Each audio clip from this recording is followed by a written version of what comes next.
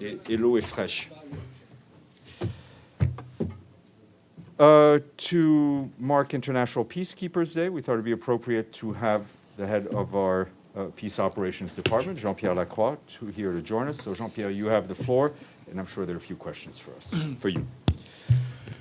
Thank you very much, Steph. I see that you're wearing the peacekeeping pin, so much appreciated, and a very good afternoon to all of you. As was just mentioned by Steph, so today's Peacekeepers Day is always very meaningful, very important to really all of us at the UN, of course, especially to our peacekeepers who are serving in 11 of our peacekeeping missions. As you know, I mean, this is an occasion to pay tribute to the sacrifice of 4,600 peacekeepers who gave their lives serving under the UN flag since 1948. And this year, we paid homage to 64 of them, 64 peacekeepers who paid the ultimate sacrifice. And it is also an opportunity beyond the homage, which is, of course, critically important. It's also an opportunity to celebrate the achievements of our peacekeepers. They're facing very difficult environment, mounting challenges of all kinds, but at the same time, they continue to make a difference. Today is also the occasion where we award our Military Gender Advocate of the Year. This year's award was granted to Major Radhika Sen of India. She has just completed her deployment with MONUSCO in the DRC, and she played a critical role there in advancing the Women, Peace and Security agenda, particularly by helping create a community alert network, which is so critical, that was in North Kivu, so critical to make sure that we stay in touch with the community and we are in a better position to detect and prevent the threats against the civilian communities. And she did that by building strong relationship with the community as a platoon commander, which was mixed, composed of women and men. So just to say that today's International Day of Peacekeepers is also an occasion to express our commitment to advancing the Women, Peace and Security agenda, particularly in the context of peacekeeping. Now, what I will tell you briefly is how we look to the future. As is well known, I mean, there are significant achievements that are made every single day by peacekeepers. They protect hundreds of thousands of civilians. They help protect ceasefire, even in very delicate contexts, very challenging ones such as southern Lebanon. They contribute, I believe, to prevent those already very serious tension from escalating. But they're doing this amidst mounting challenges that was already mentioned. So how do we look to the future? I think the new Agenda for Peace has a number of important messages in that regard.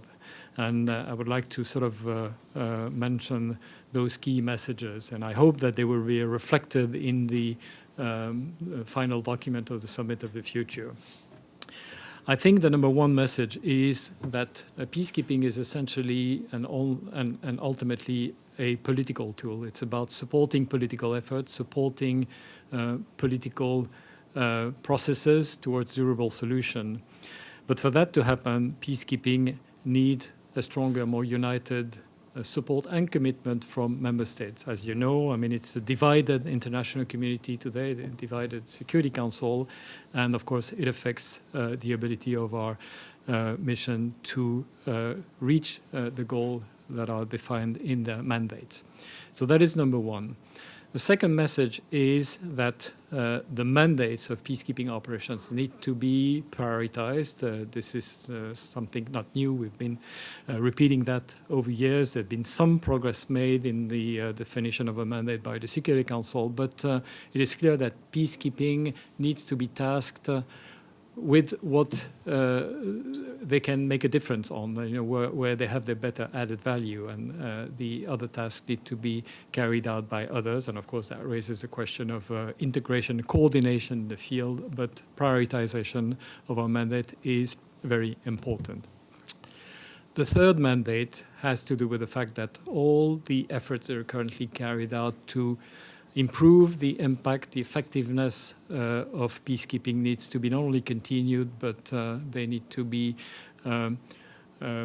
adapted. That is to say that we'll have to find new ways and new work strand to address some of the issues that we continue to have on in peacekeeping. You are familiar with Action for Peacekeeping, Action for Peacekeeping Plus. These are the slogans under which we have sort of grouped all the initiatives that have to do with improving the safety and security of peacekeepers, carrying out the digital transition of peacekeeping, pushing forward the Women, Peace and Security agenda, making sure that we counter fake news and disinformation, and many other such work strands. So these needs to continue, but like I said, we'll have to find also a further sort of version, if I may say so, of Action for Peacekeeping and Action for Peacekeeping Plus, elaborating on what we have already done.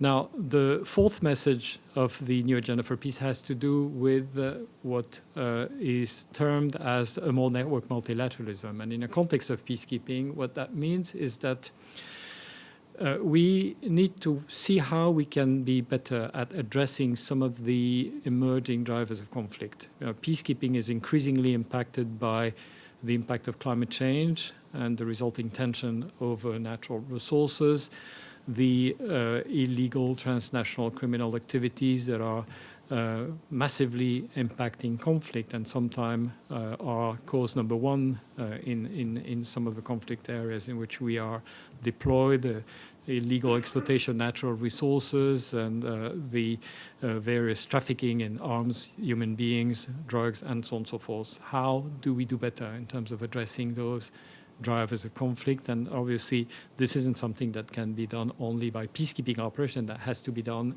in cooperation with other entities from the multilateral galaxy within and beyond the UN system.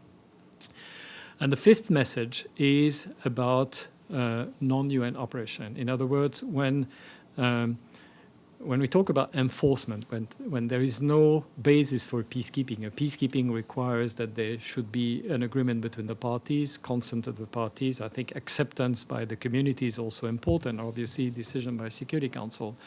When it's just about military prevailing over a entity, then it's peace enforcement, otherwise known as war.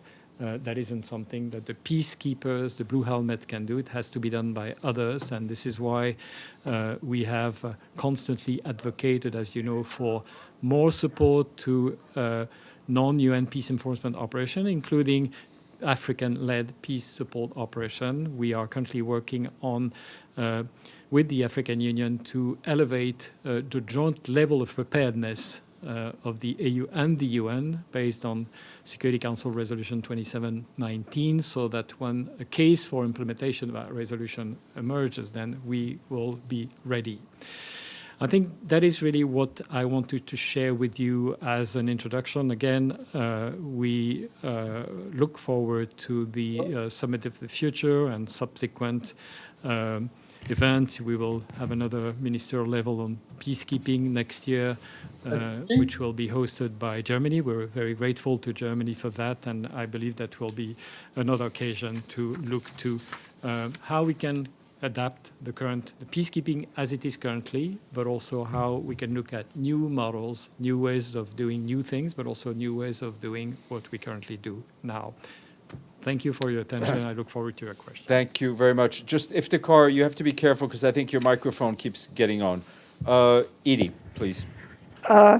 Thank you very much, Mr. Lacroix, on behalf of the United Nations Correspondents Association for doing this briefing. A question looking ahead to the Summit of the Future. what would you like to see world leaders adopt that could bring back the earlier days of greater unity in the international community to tackle global crises? Please. Take a few. No, if you Oh, take okay. one, thank you. Yeah. No, I think the Summit of the Future, and let's start with the Common Agenda, New Agenda for Peace. It's really about sharing with member states what the key challenges of today's world are and how they could be better addressed from the international community, from multilateralism. And I believe that most of in fact, all these challenges are global in their nature. None of them can be successfully addressed by a single member state or a group of member states. And I've always believed that multilateralism is the real realism. So what we would hope, and what I would hope, is that there would be, from the member state, a recognition that these are really the key challenges and that these challenges need to be addressed through multilateral approaches. It applies to peace and security, challenges to peace and security. It applies to other kind of challenges, of course, and they're all interrelated, development, climate change, and certainly it applies to peacekeeping as well, because we need that stronger commitment, and we are only as strong as the unity and commitment of our member states is in terms of the ability of the UN to address peace and security challenges, be it from or through peace operation or through any other mode of action. Thank you. Deji, then Maggie. Hi, Mr. Lacroix. Shudoju with China Central Television. I believe this question many people have already asked you. Do you think it's possible or useful to have a UN peacekeeping mission in Gaza Strip now or in the future? Thank you. Thank you.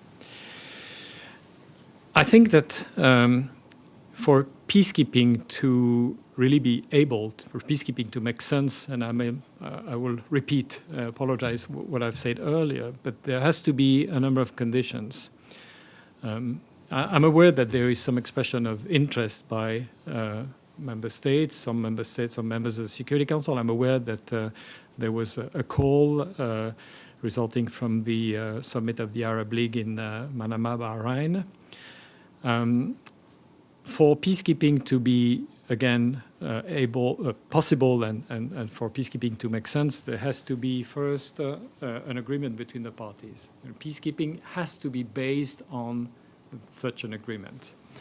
I also believe that acceptance by the communities that are concerned is also important. And of course, it's for our peacekeepers, they're trying hard to build that kind of trust, with the communities where they are deployed. But I think there has to be this level of acceptance. And obviously, there has to be also a decision by the UN Security Council. So these are the key conditions. They apply everywhere, So they would apply to Gaza. And of course, I think the speculations about what some people call the day after look like they're all very hypothetical, but they would apply in any other situation. Thank you. Maggie, then Yvonne. So, hi, Mr. Lacroix. Good to see you again. So, following up on that, has your office done any sort of contingency planning or modeling to be ready in case you're asked? Have you thought about how many peacekeepers might be required in that sort of a mission? Anything like that? Yeah. Planning is always something. Sort of explicit planning is always something sensitive, that has implications. So we don't do planning, but that doesn't prevent from being aware that, there is some attention, at least paid by some member states, a group of member states, to that possibility. Let me say that, what if I may talk about the added value of the UN system, it's not only Department of Peace Operation, but the what I call the peacekeeping galaxy and our sister department, Department of Operations Support, and other departments. We have the experience, we have the network. We have, I believe, a degree of reactivity that is quite significant.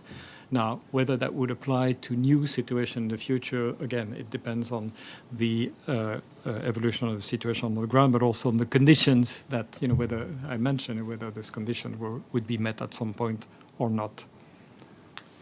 Yvonne, Joe, then Thank you, Abdelhamid. Mr. Lacroix. Yvonne Murray, RTE News. Thank you very much for this conference today. Last week, Deutsche Welle and a number of other German and Swedish outlets released an investigation showing that a number of personnel with documented human rights abuses, including torture, had been deployed on UN peacekeeping missions. Can I please get your comments on that? And separately, unrelated, could I also please have your comments on disinformation campaigns against UN peacekeepers? How big of a problem is this now, and what are you hoping to do to tackle it? Thank you. Thank you very much. So let me start with mis and disinformation, and then I'll get to the second question. It is a major challenge. Just let me give you a few examples. I mean, the peacekeepers have been accused of delivering weapons to armed groups. So you can imagine the kind of impact that it can have on communities that are themselves affected by the activities of those armed groups. We have been accused of blowing up bridges, as those peacekeepers were actually repairing those bridges. Then again, you can imagine, the kind of, and so on and so forth. It is weaponized. It has taken a completely different magnitude. It's not new, of course. Fake news have existed for as long probably as humanity exists, but it is of a different nature now. So we are trying to adapt to these. We have a work strand on fake news, disinformation, which is part of our strategy to digitally transform peacekeeping. But it's not only a question of technology. It's a question of human skill sets. It's a question of using the right technology. It's a question of being reactive. I think it's a question of mindset, because it's a weapon. So you have to react to that as you would react to the weapon. So you have to be very proactive. So we're also working to change the mindset in terms of our ability to respond to fake news, disinformation. As far as your first question is concerned, let me say, first of all, the member states have a responsibility to make sure that those who are deployed in peacekeeping do not have a background of violation of human rights or issues with conduct and discipline. Now, we do screen senior leadership. We carry out, with the support of the Office of the High Commissioner for Human Rights, screening on, again, human rights background for senior leaders. And in some cases where we have determined that there needs to be more than what I described, we have put in place a special mechanism with the cooperation of the Office of the High Commissioner of Human Rights, and we do more than that. We screen in detail individuals and units. It's time-consuming. It involves lots of resources. Actually, I think we are under resources to carry that out. So I would not exclude that we have, it's a mechanism that is perfectible, to be honest. But this is really what we are, where we are today. And let me tell you that we pay a lot of attention to these issues. We have interacted with some of our true contributing countries on this issue, including the one that I mentioned in those press reports by Deutsche Welle. Thank you. Joe, then Abdelhamid. Joseph Klein, Canada Free Press. Just want to get a little bit more detail when you laid out the vision for the future regarding peacekeeping. Number one, are there any specific requests for additional resources, funding also, but specific resources? For example, do you think that there needs to be modernization or supplementation of weaponry, logistical support, et cetera. Secondly, you talked about priorities. Could you just clarify whether you were talking about priorities within individual mandates or among different mandates? Do you want more specific metrics and descriptions of what the Security Council expects from a particular mandate? Thank you. Thank you. Thank you very much. Well, peacekeeping needs to be adequately resourced. Now, we are aware of the constraints of our member states, you know, and I am aware that the public finances of many of our member states, actually most of our member states, are under pressure. So we certainly want to pay attention to that. At the same time, we are mandated by member states to deliver on certain tasks. And the challenges are mounting. You know, the challenges that I described, the fake news and disinformation, the impact of digital technologies in terms of the evolving threats that we are submitted to, in particular, you know, drone attacks, the more sophisticated ways of attacking us with improvised explosive devices, and so on and so forth. And that requires constantly adapting our resources. So we do that. And I think that if I look maybe 20 years ago, then all of these peacekeeping operations needs to be in constant transition, constant evolution. That's why we've been carrying out many more independent review, what we call police and military capability review, so that we sort of do our best to adapt. You know, if we believe that some of those capacities that we currently have are not needed anymore, others should be prioritized, then we do that. Of course, it takes time. I mean, it's something that cannot be done overnight. The other thing that I would say, though, is that, and it's really beyond, I think it's beyond my pay grade, but... Don't look at me. There's a lot of rigidity in terms of how we can, and particularly our missions, can allocate resources. I would want to have, and I would want our mission to have, much more flexibility when it comes to reallocating posts, for example, you know, because those peace operations evolve. You know, one particular year you need more of that skill set, and particularly less of that skill set. It is very difficult to proceed with these reallocation of posts, which I believe would make, I mean, if we were to be more flexible, that would really make us much more agile.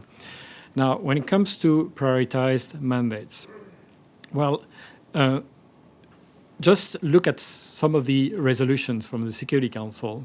You know, 20 pages, 25 pages. There's an incredibly long, document and incredibly high numbers of paragraphs.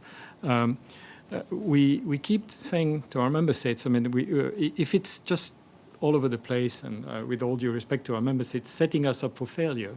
So we have to be focused on what really makes a difference. It is not for us, and certainly for me, to tell the member states, you know, how our mandate should look like. Although we have, obviously, it is in our mandate actually to make recommendation to the Security Council.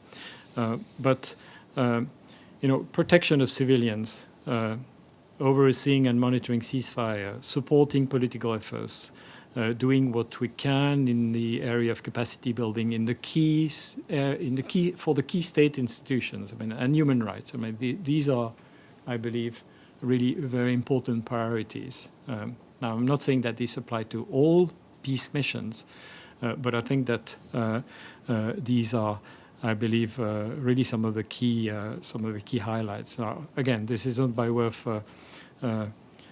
sort of dismissing other tasks that need to be also carried out in a peacekeeping context. But then again, the peacekeeping operation cannot do everything, especially in a context where, by definition, financial resources are limited. Abdelhamid, Javier, and then Mike. Thank you, Mr. Lacroix. This is Abdelhamid Sayam from the Arabic daily Al-Quds Al-Arabi. Follow up on the Gaza question and the possibility of deployment. I have few precedents, and I want your intake on that. First, The first peacekeeping mission, UNIF, which was deployed in Sinai, it happened without the agreement of Israel. It was only on the Egyptian side, and it was adopted by the GA, not by the Security Council, as you recall, in November 1956. So could that be a precedent? And the follow-up also on another precedent, Resolution 904, adopted after the massacre of Palestinian prayers in the city of Hebron, that resolution authorized unarmed peacekeeping observers in that city. But Israel, of course, after a few years, dismissed them. And also, finally, about UNSO, could the mandate of UNSO be expanded in a way that they could observe what's going on in Gaza? Thank you very much. Thank you very much for this question. I think there are a number of occasions where there were decisions to deploy a form of UN presence, including with military personnel. But if that presence is to not only make a meaningful difference, but to be also sustainable, I believe that support or consent of the parties is actually one of the key principles of peacekeeping. Has to be there. Now, if we don't have that, then again, I think also acceptance of the communities is something. It's a process. It needs to be built, but I think it's critically important. And of course, acceptance has to do with a number of factors, including the existence or non-existence of a political perspective, of a political process which is perceived as being moving forward. And by the way, the lack of movement or progress in many of the political processes that we support as peacekeepers is a challenge to us. Now, UNSO, well, I'm aware, again, that some of the members of the Council have expressed interest in potentially expanding the role of UNSO. What I can tell you is, obviously, in addition to not repeating what I've said about the conditions, and including, of course, that ultimately depends on the Security Council, but certainly UNSO has a certain experience, particularly in the area of military observation. As you know, we have UNSO military observers serving on the Golan Heights and in southern Lebanon with Observer Group Golan, Observer Group Lebanon. And I think that they have probably the highest or some of the highest levels of skill set on military observation that exists in peacekeeping, to the point that it has somehow become UNSO has become a center of excellence for providing best practices and lessons learned to others. So it is there now. Whether at some point UNSO role would be expanded or not, that is of course very, very hypothetical at this stage. Javier, Mike, then Stefano. Mr. Lacroix, Javier Otazu from FA News Agency. Two questions. First, can you be more precise which missions or countries are you suffering more misinformation and fake news campaigns? Second, in Africa, where you have the most of your mission deployed, we've seen the case of Mali. If I'm not wrong, after the departure of the peacekeeping mission, the situation is more or less the same. It hasn't worsened so much. What's your opinion? Well, I think fake news and disinformation is unfortunately very pervasive. It's sometimes very difficult to assess exactly where it's coming from, but I believe that in all cases it comes, at least in as much as it's affecting our peacekeepers, it comes from those who have an interest in undermining our role and ultimately undermining peace efforts. And it can be linked to various kind of interests. So, it's unfortunately very much used by a significant variety of actors.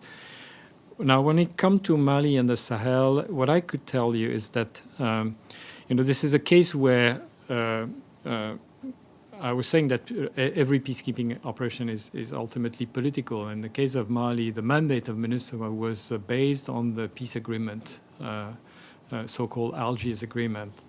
And I think that we saw gradually that the political priorities of the government, the authorities in Mali, had sort of deprioritized the implementation of the Algiers Agreement, and to the point that they actually officially sort of declared that they would not anymore sort of abide by the agreement. So when the political objective of a mandate of peacekeeping operation become at variance with the political objective of the host government, then inevitably that makes it very, very difficult. And if you add the terrorism factor, which isn't something that peacekeepers could really address because that requires other form of responses, including but not only enforcement, that made it very difficult for MINUSMA to continue. Now, in terms of the evolving situation on the ground, we do not have that very tight network of presence on the ground anymore. I think that the Sahel as a whole continues to be challenged by terrorism as well as other threats to peace and security in the region. So what I could tell you is that there needs to be continuous attention to the situation in the Sahel. As UN, we continue to interact with all the governments in the region. What I could add maybe is that it's important that the West African region should rebuild its unity, because the challenges that this region is facing are regional in their nature. So there needs to be a commonality of political objective in Sahel and West Africa to effectively address those challenges. Thank you. Mike, Stefano, and Mushfiq, and then we'll close it because we have Geir Patterson also for your pleasure in about 15, 20 minutes. Thank you for doing this briefing, sir. I wanted to ask you about UNIFIL. There's been criticism, and it's not UNIFIL's fault, they're at the mandate of the Security Council, that they're essentially a glorified reporting agency, that they lack the tools available to be a bona fide peacekeeping mission there in southern Lebanon. A, is that a fair assessment? And B, do you call on the Security Council to give UNIFIL more specific tools that it needs to do the job that it's thought, it's needed to be done? Right. Well, I think it's important to be clear about what UNIFIL can do. We have a framework resolution, which is Resolution 1701. It's not for UNIFIL to implement Resolution 1701. It's for the parties. It's for Lebanon and Israel. UNIFIL can support the parties in their efforts to implement Resolution 1701. Obviously, that requires much more than what we've seen over the last years. It requires a stronger commitment. It doesn't mean that UNIFIL should not evolve, and we are continuous in the process of trying to bring about these changes, the adaptation in UNIFIL. Currently, the peacekeepers in UNIFIL are operating under very difficult conditions because there are all these exchanges of fire over the blue line. They play a very important role because they are the only channel of communication between the two sides, and I think it's critical to avoid particularly unattended escalation. And the General Lazaro, the force commander UNIFIL, and the team are constantly in contact with the two sides to avoid misunderstanding and miscalculation. Now, should there be a cessation of hostilities and the implementation of some of the proposals that are put forward by some of our member states to both Israel and Lebanon, should there be a progress towards implementation of Resolution 1701, then UNIFIL is expected to play a role by both sides. We would certainly need to adapt to these new circumstances, but I want to make it very clear again. I mean, it's not UNIFIL which is able to implement Resolution 1701. It's an enabler. Peacekeepers and peacekeeping operations are an enabler, but it's for the parties to do that primarily. Stefano, then Mushfiq. Merci beaucoup, merci Lacroix. Stefano Vaccara, La Voce di New York, Ital Press Agency. Well, my question in part was just asked about UNIFIL, but there is also this, if in the event of a full-scale war between Hezbollah and Israel, there is already war, but an invasion of Israel, there's been many times announced, by the way. What will happen? I mean, already the condition that you mentioned before for a peacekeeping operation are not there. And so what is the plan? And then another question that was as a follow-up on a question that was asked before about Gaza. In the event of a peace mission there, somebody has been planning or already talking about and mentioning, for example, Italy, an extension of a UNIFIL led by Saudi Arabia, but basically expanding the UNIFIL mission. What do you think about this idea? Well, I think that as far as your second question is concerned, I mean, there are millions of scenarios that can be imagined, and so many parameters. You know, again, cessation of hostilities. I mean, this is what we really hope for, and I will not repeat what was said by the Secretary General, by Steph, you know, so many times in those briefings. But you know, based on what again this situation would look like, you know, post cessation of hostility. Again, there's so many scenarios that you can imagine. Some of them may involve the UN, some of them not. So I think, you know, I will maybe leave it at that. You know, when it comes to the first question, yes, it is true that UNIFIL peacekeepers are operating now under very different and more dangerous conditions. Some of our peacekeepers have been injured, some of our positions have been hit. They occasionally sort of go down to bunkers. But I want to emphasize again the important role that they're playing. Just imagine that they were not there anymore. So basically, no possibility for avoiding misunderstanding, miscalculation, explaining, you know, that the intention of one party was not what is being, you know, construed by the other party and so on and so forth, plus supporting what our humanitarian colleagues are doing in terms of helping the population in southern Lebanon. So I would remind you that 90,000 people in southern Lebanon have been evacuated, supporting the Lebanese armed forces. All of this would not be there. Now, in terms of the various scenarios for the evolution of the situation, I would just tell you that as in every other mission, we have plans. It's not specific to UNIFIL. Of course, it's maybe more relevant to UNIFIL given the volatility of the situation. But we have planned for a positive scenario where there would be cessation of hostilities and, again, a role that is expected by both parties for UNIFIL. And we're planning for less positive and including negative scenarios. And, again, that's our role. That's what every peace operation does. But, of course, we made sure that those plans are there and updated when it comes to UNIFIL. Thank you. Last question, Mushfiq. We'll go online. Mushfiq, go ahead. Thank you, Steph. Thank you, Under Secretary General Lacroix, for doing this. Two quick questions.